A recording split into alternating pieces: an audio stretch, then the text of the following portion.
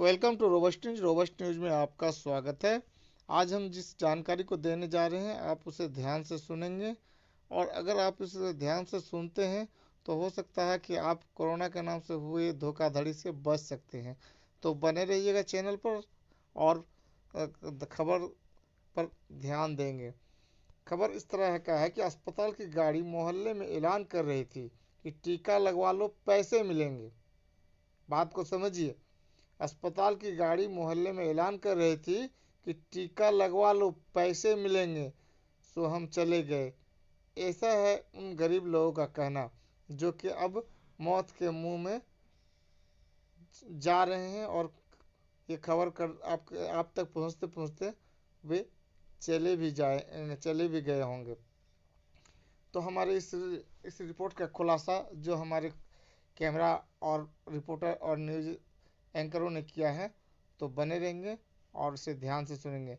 भोपाल के पीपुल्स अस्पताल पर आरोप है कि उसने गैस त्रासदी के पीड़ित समेत कई लोगों पर बिना जानकारी दिए कोरोना की वैक्सीन के ट्रायल किए, जिसके बाद तबीयत बिगड़ने पर उनका निःशुल्क इलाज भी नहीं किया गया। अस्पताल और स्वास्थ्य मंत्री ने ऐसा होने से इनकार किया है। भोपाल के टिम्बर मार्केट में रहने वाले 37 वर्षीय जितेंद्र नरवरिया मंगलवार 5 जनवरी से भोपाल के ही पीपुल्स अस्पताल में भर्ती हैं। उन्हें पीलिया की शिकायत है और अस्पताल में उनकी लगातार जांचें चल रही हैं। गौरतलब है कि जितेंद्र को कोरोना महामारी की वैक्सीन ट्रायल के तीसरे चरण के तहत 10 दिसंबर को वैक्सीन की पहली खुराक दी गई थी। उसके बाद से ही उनकी सेहत लगातार बिगड़ती चली गई। कोरोना महामारी से लड़ने के लिए भारत बायोटेक द्वारा विकसित की गई स्वदेशी वैक्सीन कोवैक्सीन का तीसरे चरण का ट्रायल देश भर में चल रहा है। मध्य प्रदेश में भोपाल के पीपुल्स अस्पताल को भी कोवैक्सीन का ट्रायल कराने की जिम्मेदारी दी गई है। इसी कड़ी में जितेंद्र को कोरोना की वैक्सीन दी गई थी, लेकिन इसके लिए जो प्रक्रिया अपनाई गई उस पर सवाल खड़े हो रहे हैं। जितेंद्र 3 दशक पहले हुई भोपाल गैस त्रासदी के गैस पीड़ितों में से एक हैं, और खास बात यह है कि 2 दिन पहले तक जितेंद्र को पता भी ही नहीं था कि वे कोरोना की वैक्सीन के ट्रायल का हिस्सा बन चुके हैं। यह बात उन्हें तब पता लगी जब भोपाल गैस कांड के पीड़ितों के लिए काम कर रहे गैस पीड़ित संगठनों ने इस मामले का खुलासा किया।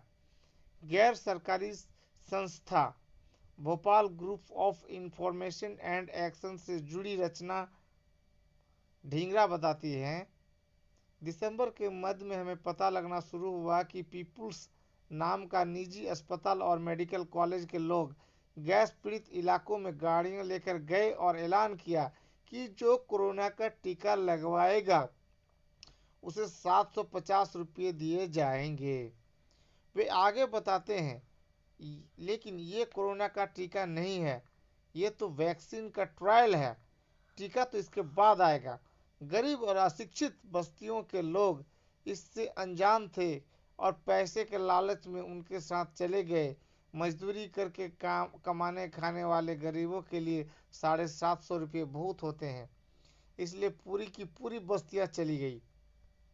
रचना के मुताबिक क्लिनिकल ट्रायल में शामिल होने वालों से एक इन्फॉर्म्ड कंसेंट वॉलंटियर को ट्रायल संबंधी सूचना दिए जाने का सहमति पत्र लिया जाता है, जिसमें उन्हें बताया जाता है कि यह एक प्रयोग है और इसमें शामिल होने पर यह फायदे हैं और यह समस्याएं हो सकती हैं। रचना बताती हैं, अस्पताल प्रबंधन ने किसी को भी नहीं बताया कि वे ट्रायल का हिस्सा है। लोगों को लग रहा था कि कोरोना का टीका लग रहा है, यहाँ तक कि नियमानुसार लोगों को सहमति पत्र की प्रति उपलब्ध नहीं कराई गई। फिर जब कुछ लोगों की तबीयत खराब होने लगी तो मामले का खुलासा हुआ। अस्पताल प्रबंधन पर आरोप है कि पहले तो उसने लोगों को अंधेरे में रखकर वैक्सीन का ट्रायल कर दिया, फिर जब उनकी तबीयत बिगड़ी तो निःशुल्क इलाज देने से मना कर दिया गया। जितेंद्र उसका उदाहरण है। अपनी आप बीती चैनल वाले को बताते हुए, वैक्सीन लगाने के बाद मुझे पीलिया हो गया, मैं 2 बार अस्पताल गया तो उन्हें बाहर से जांच करा कर लाने को बोल दिया, पैसा ही नहीं था तो जांच कैसे कराता। जितेंद्र मजदूरी करके परिवार का पेट पालते हैं। घर में उनकी पत्नी नहीं है, बस 2 मासूम बच्चे और बूढ़ी माँ है। वैक्सीन लगाने के बाद से वे बीमार हैं और काम पर नहीं गए हैं। वे बताते हैं कि उनके घर में खाने के लिए अब दाना तक नहीं बचा है। मामले के मीडिया में उछलने के बाद अस्पताल प्रबंधन स्वयं जितेंद्र के घर पहुंचा और उन्हें अस्पताल लाकर इलाज देना शुरू कर दिया है। लेकिन जितेंद्र को अब चिंता अपनी मां और बच्चों की है। जब जितेंद्र बीमार हुए तो इलाके के अन्य लोगों में वैक्सीन को लेकर दहशत फैल गई थी। नतीजतन उन्होंने पैसों के प्रलोभन में टीका लगवाने के लिए जाना बंद कर दिया। जितेंद्र की तरह ही शंकर नगर में रहने वाले छोटे दास बैरागी को भी 3 दिसंबर को टीका लगा था। इसके बाद भी वे बाद में संक्रमित पाए गए। वे कहते हैं शंकर नगर के करीब 150-200 लोग गए और सभी को कुछ न कुछ परेशानी है। कई लोगों को उल्टी हो रही है। मेरे कुछ दोस्त हैं, उन्हें रीढ़ की हड्डी में दर्द हो रहा है। मुझे भी दर्द की शिकायत है जिसका इलाज वे नहीं कर रहे हैं। टीका लगवाने के पहले हम सबको पहले कभी यह दिक्कत नहीं थी, लेकिन इसके बाद हल्का बुखार भी आया और बार बार तबीयत भी खराब हो जाती थी। छोटू का कहना है कि जब वे अस्पताल में इलाज के लिए गए तो उन्हें बाहर से दवाएं खरीदने बोला गया। जितेंद्र की शिकायत यह भी है कि उन्हें वैक्सीन की डोज देते समय बताया ही नहीं गया था कि उसका कोरोना से कोई संबंध है। वे कहते हैं मोहल्ले में अस्पताल की गाड़ी आई थी, दूसरे लोग जा रहे थे तो पैसों के लालच में मैं भी चला गया। मुझे बताया गया कि हमारी इस वैक्सीन से तुम्हारे सभी पुराने रोग ठीक हो जाएंगे। कोरोना की तो कोई बात ही नहीं हुई थी। साथ ही उन्होंने यह कहा था कि मुझे कुछ होता है तो मैं जितना साल भर में नहीं कमाता उससे ज़्यादा पैसा दिया जाएगा। शंकर नगर के रहने वाले हरी सिंह को 4 दिसंबर को पहला तो 4 जनवरी को दूसरा टीका भी लग चुका है। फिलहाल उन्हें कोई स्वास्थ्य संबंधी समस्या तो नहीं है, लेकिन उनकी शिकायत है कि अस्पताल प्रबंधन ने उन्हें अंधेरे में रखा है और यह नहीं बताया कि उन्हें ट्रायल में शामिल किया जा रहा है।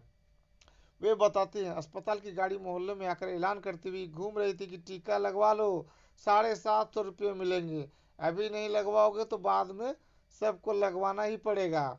हरी सिंह आगे कहते हैं, मतलब जब सबको लगवाना जरूरी ही था तो मैं भी चला गया, पैसे भी मिल रहे थे और अस्पताल वालों ने बोला भी था कि अगर दिक्कत होगी तो मुफ्त इलाज करेंगे। हालांकि जितेंद्र के उलट हरी सिंह का कहना है कि टीके के 2 हफ्ते बाद जब उन्हें दस्त लगे तो वे अस्पताल पहुंचे तो डॉक्टरों ने उनकी जांच की और मुफ्त में दवा भी दी थी। साथ ही हर 2-4 दिन में अस्पताल से फॉलोअप के लिए फोन पर उनके साथ स्वास्थ्य की जानकारी भी ली जाती थी। ऐसा अनुमान है कि पीपुल्स अस्पताल के आसपास के गैस कांड प्रभावित इलाकों में और उसके चलते हुए प्रदूषित भूजल प्रभावित गरीब बस्तियां शंकर नगर, गरीब नगर, टिम्बर मार्केट आदि की में करीब 600-700 लोगों को वैक्सीन के ट्रायल में शामिल किया गया है। ट्रायल के हिस्सा बने लोगों को अलग अलग शिकायतें हैं। मंजूबाई कहती है अस्पताल की गाड़ी आई थी और सबको ले गई, उसमें से कुछ नहीं पूछा, बस ब्लड प्रेशर, खून और कोरोना की जांच की, फिर इंजेक्शन लगा दिया और 750 रुपये का चेक दे दिया। बहुत जगह साइन कराए लेकिन कोई रसीद नहीं दी। वे बोले कि कागज का क्या करोगी, भूल जाओ अब कोरोना को। हालांकि जिन्हें पता है कि वे ट्रायल में शामिल थे और उन्हें रसीद कागज भी मिले हैं, उन्हें यह नहीं पता कि ट्रायल होता क्या है और उन्हें मिले रसीद कागजों में लिखा क्या है। रमेश सेन ऐसे ही लोगों में से एक हैं। 8 दिसंबर को अन्य लोगों के साथ अस्पताल की गाड़ी में बैठकर वे भी ट्रायल में शामिल होने चले गए थे। 5 जनवरी को उन्हें ट्रायल का दूसरा टीका भी लग चुका है। रमेश बताते हैं, उन्हें हमें बताया था कि ट्रायल का टीका है, अब हमें ये नहीं पता कि ट्रायल क्या होता है। उन्हें कई जगह हस्ताक्षर कराए हैं, लेकिन हमें नहीं पता कि वे क्या था और किस पर हमने हस्ताक्षर किए। बस ये पता है कि हमें कोरोना का टीका लगा है। पीपुल्स अस्पताल के कुलपति डॉक्टर राजेश कपूर ने न्यूज वाले से बातचीत करते हुए सभी आरोपों को बेबुनियाद और आधारहीन बताया है। चलिए खबर को और थोड़ा आपको हम विस्तार से बताते हैं। उन्होंने कहा, बिना तथ्यों की पुष्टि किए कोई कुछ भी आरोप लगा सकता है। हमारे अस्पताल में ट्रायल संबंधी बोर्ड लगे हैं। जब ट्रायल शुरू हुआ तो हम हर अखबार में छपा है कि यह ट्रायल है। ट्रायल की यह जानकारी भी हर जगह दी गई है और हमें भी नहीं मालूम कि वैक्सीन का क्या असर सामने आएगा। हमने काउंसलिंग में भी सबको इस संबंध में बताया था। वहीं ट्रायल में शामिल हुए लोग ये भी बताते हैं कि वैक्सीन देने के बाद अस्पताल प्रबंधन की ओर से उन्हें एक फॉर्म भी दिया गया था और कहा गया था कि जो भी आपको तकलीफ हो या महसूस हो, इसमें लिख देना और निशान लगा देना। छोटू दास कहते हैं, हमें लिखना पढ़ना ही नहीं आता तो कैसे लिखते। बस तकलीफ हुई तो अस्पताल चले गए, उन्हें दवा लिख दी थी कि बाहर से खरीद कर ये खा लेना, ठीक हो जाओगे। दूसरा टीका लगवाने गए तो उन्हें लगाया लगाया ही नहीं और कह दिया कि आपको कोरोना संक्रमण है। जितेंद्र के साथ भी यही समस्या है रही है कि वे पढ़े लिखे न होने के कारण अस्पताल से मिले फॉर्म में वैक्सीन लगने के बाद की परिस्थितियों को बताने में असमर्थ रहे। इसी के चलते मामले का खुलासा करने वाले गैस पीड़ित संगठनों की चिंता है कि इसका असर वैक्सीन की प्रभावशीलता पर भी पड़ेगा और ट्रायल के माध्यम से वैक्सीन के जो दुष्प्रभाव का पता लगाने की कोशिश है वह प्रभावित होगी, क्योंकि जब ट्रायल में शामिल लोग वैक्सीन लगने के बाद पैदा हुई परिस्थितियों को लिख ही नहीं पा रहे हैं तो वैक्सीन कितना प्रभावी है ये कैसे साबित होगा।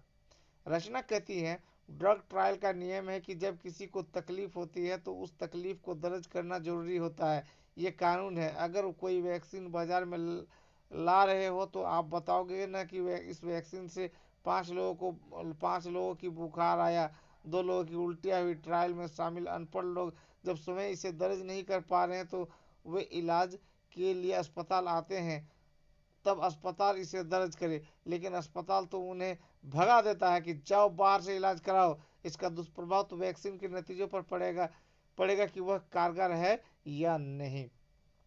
इस पर डॉक्टर कपूर कहते हैं, गाइडलाइन के हिसाब से हमारे क्लिनिकल ट्रायल को प्रोटोकॉल में कहा गया है कि हम अस्पताल परिसर के पड़ोस की कॉलोनीज को ट्रायल में शामिल करें जिससे कि वॉलंटियर्स के फॉलोअप में आसानी हो। बात सिर्फ वैक्सीन का इंजेक्शन लगाने तक ही नहीं है, बात फॉलोअप की भी है।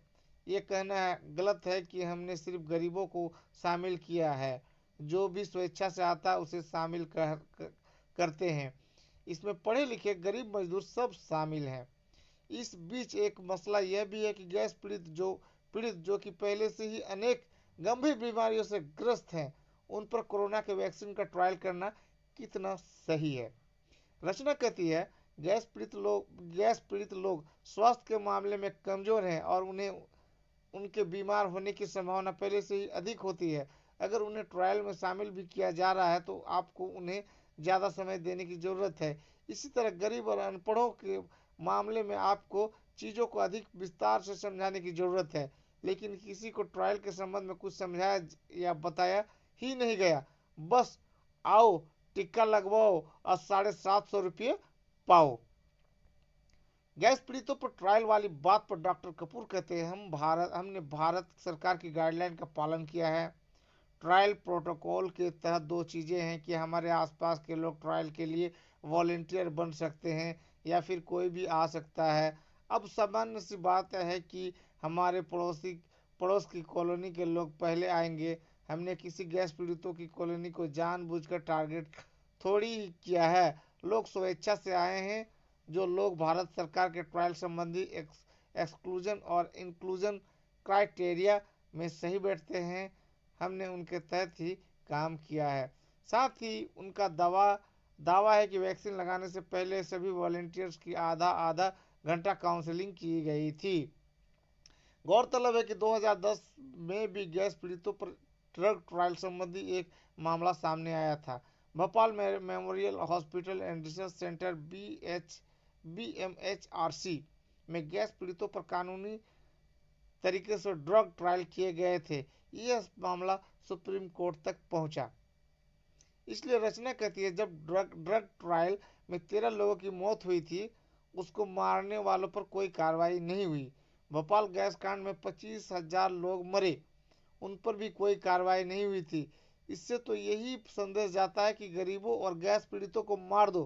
पहले मारने पर जेल नहीं हुई तो अब भी नहीं होगी। इस संबंध में मध्य प्रदेश के गैस राहत और चिकित्सा शिक्षा मंत्री विश्वास सारंग से बात की तो उन्होंने मामले की जानकारी होने से ही इनकार कर दिया। उन्होंने कहा, गैस पीड़ितों पर गलत तरीके से कोरोना वैक्सीन के ट्रायल हमारे पास कोई जानकारी नहीं है, ना ही ऐसी कोई जानकारी है कि लोगों को पैसे के लालच देकर टीका लगाया गया है। उन्होंने आगे कहा, मेरा ऐसा मानना है कि वैक्सीन को लेकर कोई विवाद खड़ा नहीं करना चाहिए। वैज्ञानिकों ने बहुत मेहनत करके वैश्विक महामारी के खिलाफ ये वैक्सीन बनाई है। बिना जांच या स्टडी के कुछ कह नहीं सकते।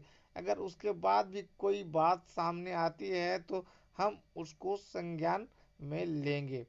वहीं एक दिन पहले ही विश्वास सारंग एनडीटीवी से बात करते हुए कहते नजर आ रहे थे कि टुकड़े टुकड़े गैंग के सदस्यों की यह वैक्सीन के खिलाफ दुष्प्रचार की साजिश है। वे लोग इसका विरोध कर रहे हैं जो पाकिस्तान का समर्थन करते हैं। सभी आरोपों को हेल्थ वर्कर्स का मनोबल गिराने वाला बताते हुए वैक्सीन के खिलाफ दुष्प्रचार की संभावनाओं की तरफ डॉक्टर कपूर भी इशारा करते हैं। वे कहते हैं, 27 नवंबर को पीपुल्स अस्पताल में कोवैक्सीन का ट्रायल शुरू हुआ। 38 दिनों तक किसी ने कुछ नहीं कहा, सब हमारी तारीफ कर रहे थे। 2 जनवरी को जब कोवैक्सीन और कोविशील्ड दोनों वैक्सीन को आपातकालीन इस्तेमाल की अनुमति मिली, आरोपों का सिलसिला तब शुरू हुआ।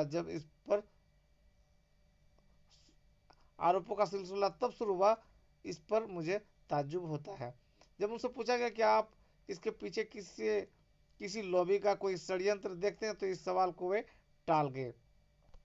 खैर, फ्री और 750 रुपये के लगे टीके और गए जान से हाथ धोने वाले को ऊपर वाला स्वर्ग में जगह दे।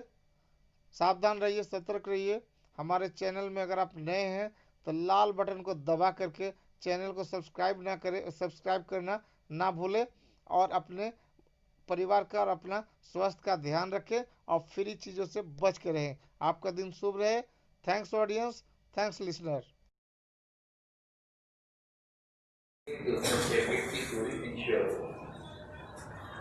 अगर कहीं सिंगल बेड सिस्टम है तो आगे से पीछे वाले बच्चे के बीच में 6 फीट की दूरी रहती है। यहाँ पर एक बेंच खुला छोड़ दें, फिर दूसरे बेंच पे अगले बच्चे को दें। अभी हमारा उद्देश्य बच्चों के विद्यालय आने की अनिवार्यता पर नहीं है। आप थर्मल स्कैनिंग से गेट पर सभी बच्चों की जांच करेंगे। जिनके पास थर्मल स्कैनर नहीं है वो थर्मल स्कैनर खरीद सकते। विद्यालय की बड़ी संपत्ति होगी वो करती है एंट्री करा करके और किसी एक शिक्षक को दे देंगे जो गेट पे जा रहे हैं। पूरे इस कोविड-19 संक्रमण में विद्यालय के खुलने और इस गाइडलाइन के अनुपालन के लिए विद्यालय में एक टास्क टीम बना दीजिए जो विद्यालय का टास्क फोर्स होगा, जिसमें संख्या अनुसार 2 शिक्षक को रखते हैं, 2-3 सीनियर छात्रों को रखते हैं। वो भी शिफ्ट वाइज ही रखिएगा कि आज जो छात्र आने वाले हैं तो उसमें कौन कौन छात्र जो होंगे वो इस चीज को देखेंगे और अगले दिन जो आने वाले छात्र हैं उसमें कौन कौन। नहीं तो मालूम है कि आपने नाम दे दिया रमेश और उमेश का, रमेश और उमेश को सत्ता है 3 ही दिन आ रहे थे, बाकी 3 दिन आपके वो बच्चों का सहयोग नहीं मिल पाएगा। तो इस तरह से 3 दिनों में ये छात्र सहयोग करेंगे और 3 दिनों में ये छात्र करेंगे। तो विद्यालय की एक कोर टीम होगी जो टास्क टीम कही जाएगी, जो इस गाइडलाइन पर जो आपको भेजा गया है प्रधान शिक्षक के माध्यम से उसका अनुपालन देखेगी। जो गाइडलाइंस आपके हैं वो फॉलो हो रहे हैं कि नहीं, बच्चे ग्रुप में तो नहीं घूम रहे हैं। समूह में की जाने वाली सभी प्रकार की क्रियाएं, सभी प्रकार की गतिविधियां नहीं होंगी, रोक दी जाए। एक खुद की घंटी को रूटीन से अभी बाहर कर दीजिए। ऐसा हर क्रियाकलाप जिसमें बच्चे क्लोज में एकत्र होते हैं उसको कभी रोक दिया जाए। आगे स्थिति जैसी रहेगी फिर उसके अनुसार उसको धीरे धीरे रिलैक्स किया जाएगा। चेतना सत्र नहीं होगा।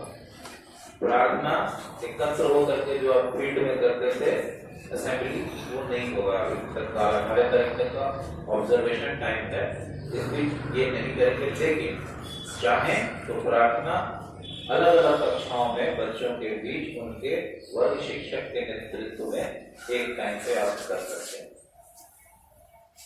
घंटी बजेगी, सभी कक्षाओं में बच्चे प्रार्थना अपना गाएंगे और जो एक्टिविटीज है वो करेंगे। उद्देश्य यही है कि बच्चे क्लोजली खड़े नहीं हो या बैठे नहीं एक जगह पर। उसी प्रकार जब आप छुट्टियां करेंगे तो टन की घंटी नहीं बजाएंगे, तो सारे बच्चे एक साथ उठ करके निकलना शुरू कर देंगे। प्रधानाध्यापक से हमारा अनुरोध होगा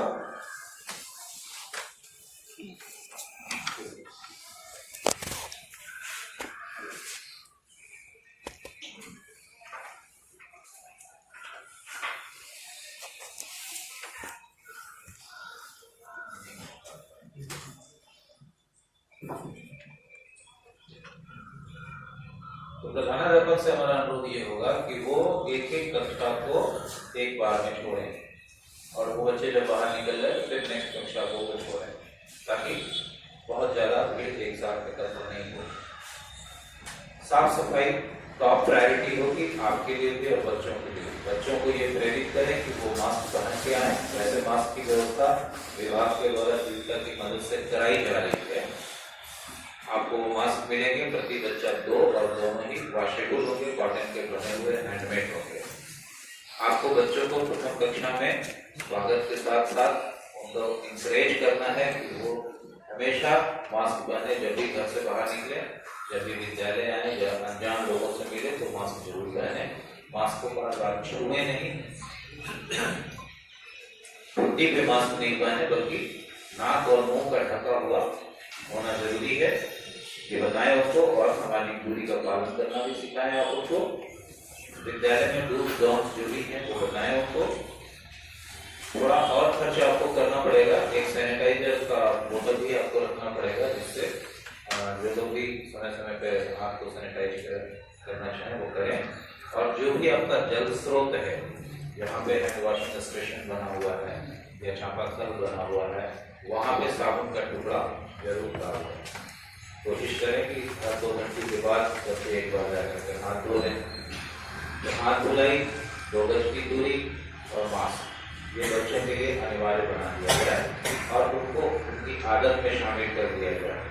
खुशी की बात है कि अब वैक्सीन का ट्रायल आज से अपने राज्य में भी शुरू हो गया है, लेकिन ये स्कूली बच्चों तक आते आते अभी बहुत समय लगना है, क्योंकि पहले मेडिकल स्टाफ लोगों को लगेगा, फिर बुजुर्ग लोगों को लगेगा, फिर उसके बाद बाकी लोगों को लगना है।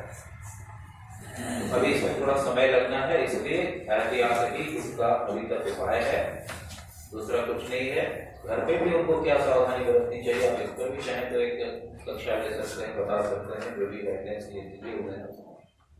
प्रायः बार बार छुए जाने वाले स्थल या चीजें, जैसे चापाकल की हैंडल, जैसे नल के नॉब, इनको बार बार बीच बीच में सैनिटाइज करवाते रहे, स्प्रे करते, ताकि हाथ के कुछ स्पर्श से किसी के शरीर में ये संक्रमण नहीं हो। अवल तो इसकी संभावना बहुत कम है। पत्र में यह लिखा हुआ है कि लिखित सहमति के आधार पर आप बच्चों को विद्यालय में प्रवेश देंगे। वैसे हमारे विद्यालय में अगर बच्चे आ रहे हैं तो इसका मतलब ये है कि वो अभिभावक की सहमति से आ रहे हैं, लेकिन चूंकि पत्र में इसकी चर्चा है तो आप पहले दिन की कक्षा में भी बोर्ड पर एक वारंट लिख दीजिएगा कि मैं फलाना अपने पुत्र फलाना क्लास इतना को विद्यालय जाने की सहमति देता हूँ। और साथ ही साथ एक लाइन ये जोड़ देंगे कि अगर कोई बच्चा किसी दूसरे राज्य या दूसरे जिले से ट्रैवल करके आया है और विद्यालय आ रहा है, तो वो चीज भी उसे दर्शा दिया जाए उसमें कि उनकी ट्रैवल हिस्ट्री क्या है। हो सकता है दिल्ली के किसी कंटोनमेंट जोन से वो बच्चा आ रहा हो, वैसी स्थिति में उस बच्चे को तत्काल घर पे रख के ही पढ़ाई करने की सलाह दी जानी चाहिए, न कि बाकी बच्चों के साथ उसको बैठाया जाना चाहिए। उसी प्रकार थर्मल स्कैनिंग में जिनका निर्धारित टेम्परेचर से ज्यादा टेम्परेचर रिकॉर्ड होता है, उनको विद्यालय में प्रवेश तत्काल नहीं किया जाए, समझाकर उनको प्रवेश दिया जाए। क्लास के दौरान भी अगर आपको ऐसे सिम्टम्स किसी बच्चे में नजर आते हैं जो एक नॉर्मल से ज्यादा खांसता है या छींकता है या उसकी नाक बहती है या उसका बॉडी टेम्परेचर ज्यादा लग रहा है, अनमनस्क टाइप का अगर बीमार टाइप का अगर वो लग रहा है, तो वैसी स्थिति में उस बच्चे को गार्जियन के हवाले करके उसको वापस प्रवेश किया जाए। आपको बहुत क्लोज मॉनिटरिंग करना है। 9, 10, 11, 12 के बच्चे ठीक अलाउड हैं अभी स्कूलों में। आपके साथ 9वां और 10वां के बच्चे होंगे। जो 88 पंचायत वाले हैं वहाँ सिर्फ 9th के बच्चे होंगे, लेकिन जो पूर्व से उत्क्रमित उच्च विद्यालय है वहाँ 10th के बच्चे भी होंगे। तो 10th के बच्चे को आप ज़्यादा फोकस करें, क्योंकि उनकी परीक्षा है और लंबे समय से आपने उनको कुछ भी नहीं किया पढ़ाई के नाम से। तो अब आप जब ये बच्चे आए तो उनके लिए कोर्स आप डिजाइन करके रखें। कोर्स डिजाइन करने का मेरा तात्पर्य यह है कि आप परीक्षोपयोगी सामग्री की पढ़ाई कराएं जो उनकी परीक्षा में सहयोगी हो। साथ ही साथ परीक्षा के प्रारूप पर भी आप उनको एक सेशन दें, किस तरह से गोलों को काला करना है, किनको नाम लिखना होगा, क्या यूज करना है, क्या यूज नहीं करना है, ये सब चीज़ों की जानकारी देगी जो पहली बार वो बोर्ड परीक्षा में शामिल हो रहे हैं। तो उनको इक्विप किया जाए, उनके मनोबल को ऊंचा कराया जाए और उनकी तैयारी में गाइडेंस दिए जाए। अभी आप बहुत ज़्यादा पढ़ाने की स्थिति में नहीं, लेकिन किस तरह से वो पढ़ें, किस तरह से अपनी तैयारी करें, आप कुछ गाइडेंस दे दीजिए उनको, कुछ गेस वर्क दे दीजिए उनको कि ये सवाल प्रोबेबल है, आप इसको जरूर तैयार कर लें। तो यही सहयोग आपकी ओर से बहुत अधिक होगा बच्चे के लिए, जो कि परीक्षा की ओर अभी आगे बढ़ रहा है। क्योंकि अब 1 महीना ही समय बचा हुआ, इस महीने के बाद से 12 के और फिर कुछ दिन के बाद से 10th के एग्जाम शुरू हो जाएंगे। इसके अलावा सिर्फ क्लासरूम का ही स्ट्रक्चर नहीं बदलेगा, कार्यालय का स्ट्रक्चर और शिक्षक कक्ष का भी स्ट्रक्चर बदलेगा। इनमें भी 6 फीट की दूरी के आधार पर आप कुर्सियां लगाएंगे।